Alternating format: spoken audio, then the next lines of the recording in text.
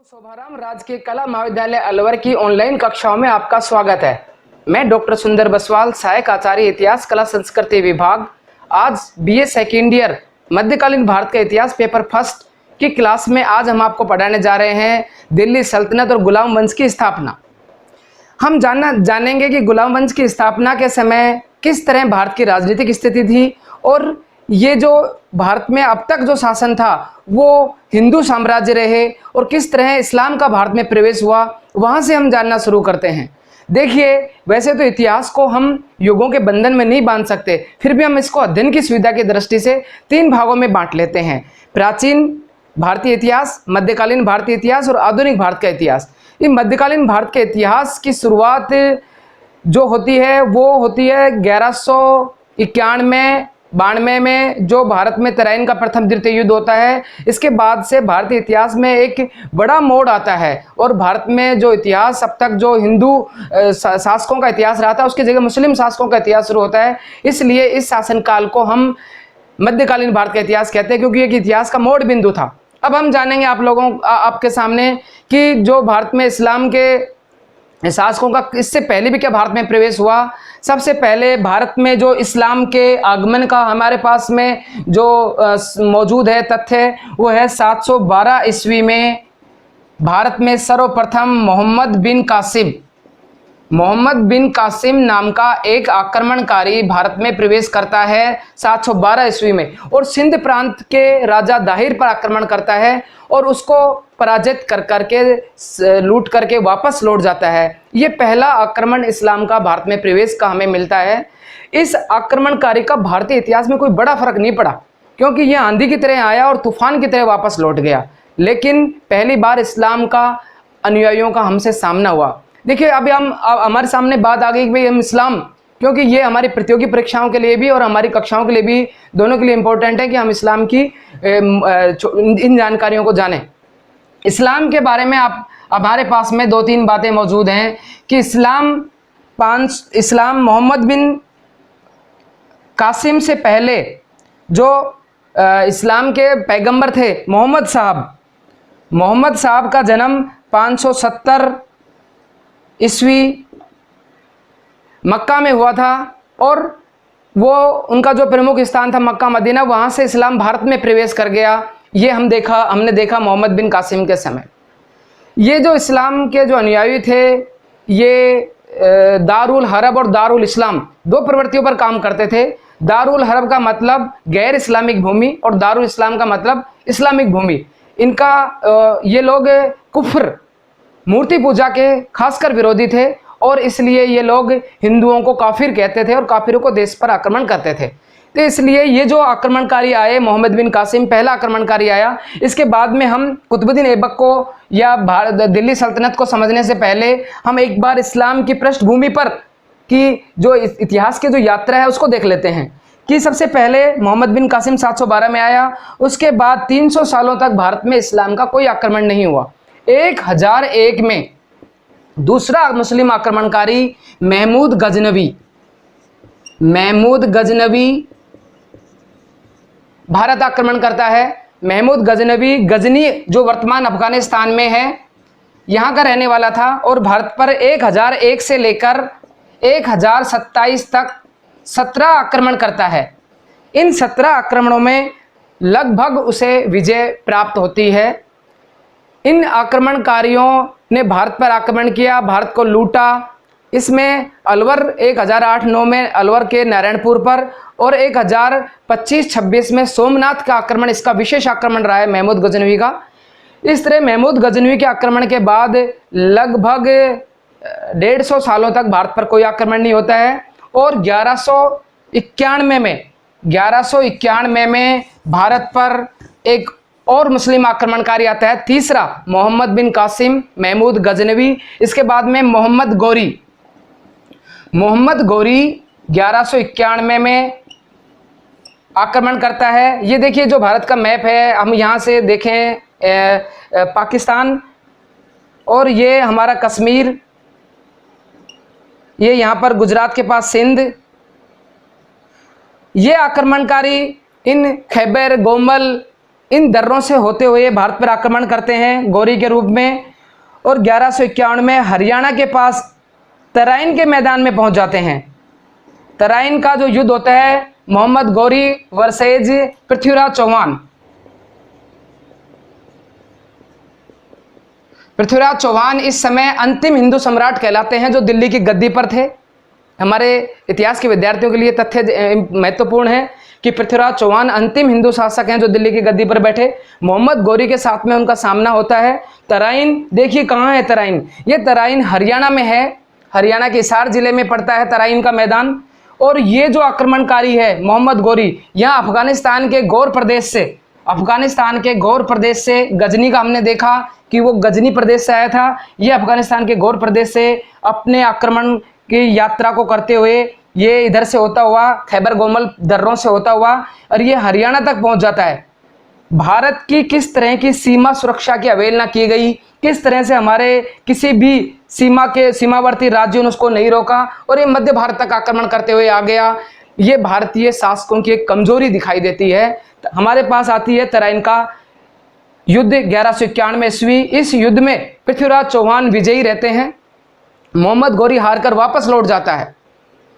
1192 में अगले साल तक वो फिर आक्रमण करता है और 1192 के तराइन के द्वितीय युद्ध में भारतीय इतिहास का एक बड़ा मोड़ आता है और इतिहास में एक बड़ा परिवर्तन आता है। इस युद्ध तराइन के द्वितीय युद्ध में मोहम्मद गौरी विजय होता है। और पृथ्वीराज चौहान के मृत्यु के बारे में इतिहासकारों मतभेद है। चंद्र बरदाई का पृथ्वीराज रास और कुछ कहता है, मुस्लिम इतिहासकारों ग्रंथ अलग तथ्य बताते हैं। अंतिम बात यह है कि पृथ्वीराज चौहान की मृत्यु हुई और भारत में मुस्लिम शासन की शुरुआत हुई। मुस्लिम शासकों के यहाँ से अब शुरुआत होती है। मोहम्मद गौरी अपना सिपह सलार, एक वर्ड मिलता है इतिहास में सिपह सलार, वो कुतुबुद्दीन ऐबक को बनाकर वापस लौट जाता है। सिपह सलार अपना नियुक्त करके कुतुबुद्दीन ऐबक को मोहम्मद गौरी वापस गौर लौट जाता है और जहां बाद में उसकी 1206 में मृत्यु हो जाती है।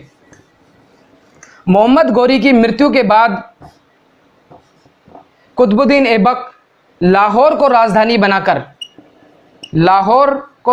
बनाकर और भारत का शासक बनता है और भारत में गुलाम वंश की स्थापना की नींव पड़ती है। कुतुबुद्दीन ऐबक गुलाम वंश के इतिहास के बारे में हम आपको बताएं। गुलाम, ममलूक, सल्जुक, सासनिक, तुर्क, ये 4-5 नाम इसी वंश के मिलते हैं। गुलाम से तात्पर्य है कि ये जो शासक थे जो अब बनेंगे सल्तनत काल में, वो गुलाम थे।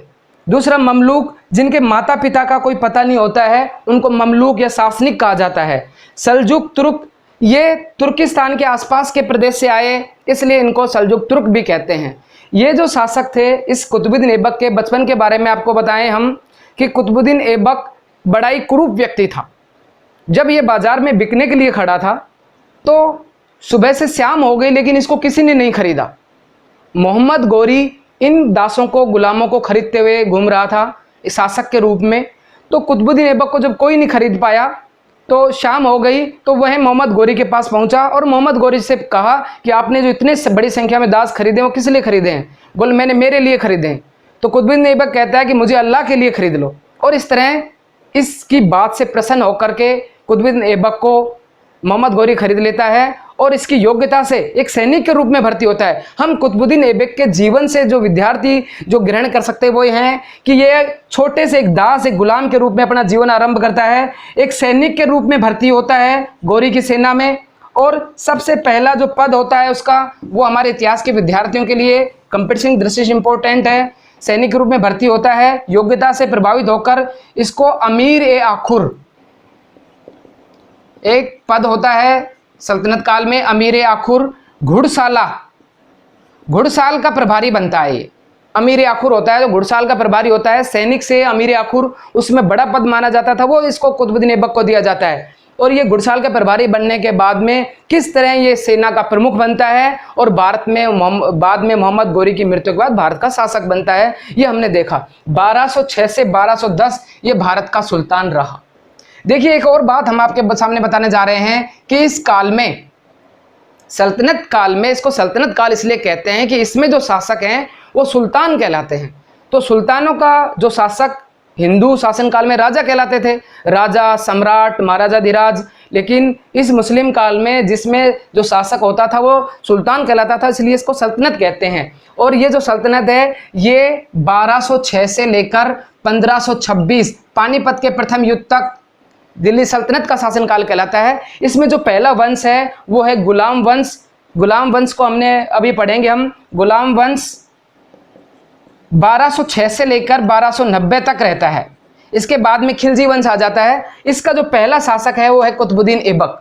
कुतुबुद्दीन ऐबक का जो शासनकाल है 1206 से 10। 1206 में वो गद्दी पर बैठता है और इसके शासनकाल की 2-3 बड़ी उपलब्धियां रही हैं। इस समय भारत में जो तुर्की साम्राज्य था, जो ममलूक शासनिक या गुलाम वंश था, वो भी प्रारंभिक अवस्था में था। इसके सामने बड़ी कठिनाइयां थी क्योंकि अभी जो ये मुस्लिम शासक थे ये मात्र लाहौर के आसपास, ये जो देखिए मैं आपको छोटा सा इंडिया का मैप बना के दिखाता हूं कि ये जो शासक थे ये कहां तक, ये जो देखिए यहां पर लाहौर है और लाहौर से ये दिल्ली है, ये यहां तक का साम्राज्य अभी कुतुबुद्दीन ऐबक के शासनकाल में था। अभी पूरे भारत पर इनका साम्राज्य नहीं था। इन भारतीय राज्यों में भारतीय शासक छोटे छोटे छत्रपों के रूप में शासन कर रहे थे। ये सब कुतुबुद्दीन ऐबक के सामने समस्याएं थी। उसमें भारत में अपना साम्राज्य स्थापित करना था और इस्लामी सत्ता को बचाना था। इस तरह से कुतुबुद्दीन ऐबक ने अपने शासनकाल में महत्वपूर्ण उपलब्धियों के साथ शासन शुरू किया। देखिए कुतुबुद्दीन ऐबक की 2-3 उपलब्धियां, बड़ी उपलब्धियां हैं। एक तो इनके शासन 1206 से 10 के छोटे शासनकाल में इनके समय में 2 बड़े इतिहासकार, हसन निजामी जो इतिहास के विद्यार्थियों के लिए जीके की दृष्टि से इंपॉर्टेंट है, ताजुल मासिर के लेखक हसन निजामी कुतुबुद्दीन ऐबक के दरबार में रहते थे। और दूसरे जो साहित्यकार इतिहासकार थे फखरे मुदब्बिर, वो भी इनके शासन काल में इनके दरबार में रहते थे। और तीसरी बात, इनके जो एक गुरु थे कुतुबुद्दीन बख्तियार काकी, कुतुबुद्दीन देखिए इनके नाम पे हैं बख्तियार काकी, उनको समर्पित की इन्होंने एक बड़ी, जो भारत में पहली बड़ी इमारत बनी वो थी कुतुब मीनार। कुतुब मीनार की स्थापना अपने गुरु को समर्पित की इन्होंने। कुतुब मीनार की स्थापना दिल्ली के पास में की और अपने गुरु को समर्पित की। इसके साथ ही भारत की पहली मस्जिद कुवैतुल इस्लाम मस्जिद की स्थापना भी भारत में कुतुबुद्दीन ऐबक ने की। इसके अलावा कुतुबुद्दीन ऐबक को लाख बख्श कहा जाता था। लाख बख्श इसकी उपाधि थी। लाख बख्श का मतलब है, ऐसा कहा जाता है, मुस्लिम इतिहासकार कहते हैं कि रोज सोने से पहले कुतुबुद्दीन ऐबक लाख दिनारों का दान करता था। ये इसकी बड़ी उपलब्धि रही है कि बड़ा दानी शासक कहलाता है कुतुबुद्दीन ऐबक, किसको लाख बख्श कहा जाता है। कुतुबुद्दीन ऐबक की दूसरी जो बड़ी उपलब्धि है वो है कुतुबुद्दीन ऐबक बड़ा ही एक अच्छा उदार शासक था। वो ज़्यादा मारकाट में यकीन नहीं करता, इसलिए इसने कोई ज़्यादा आक्रमण नहीं किए। और देखो ये अपने शासक के प्रति, अपने जो मोहम्मद गोरी था इसका संरक्षक, उसके प्रति भी इसने कोई शासक की उपाधि धारण नहीं की। ये उसके सिपह सलार के रूप में उसके अधीन ही इसने, ना तो इसने कोई खुतबा पढ़वाया, ना इसने खलीफा से कोई बड़ी उपलब्धि ली। ये अपने शासक के रूप में मोहम्मद गोरी को ही मानता रहा। और जो इनकी इसकी बड़ी बात है, इसकी मृत्यु कैसे हुई। कुतुबुद्दीन ऐबक 1210 में, एक इतिहास में प्रसिद्ध घटना है, एक खेल है भारतीय इतिहास का जो प्रसिद्ध खेल है चौगान, जिसको आजकल हम पोलो कहते हैं। पोलो घोड़ों पे बैठ के खेले जाने वाला खेल है। चौगान खेलते समय 1210 में कुतुबुद्दीन ऐबक की मृत्यु हो गई और इस तरह इस शासक का अंत हुआ। हम अगली कक्षा में आपसे चर्चा करेंगे इल्तुतमिश का गुलाम वंश की स्थापना में योगदान, या इल्तुतमिश को वास्तविक संस्थापक क्यों कहा जाता है। धन्यवाद।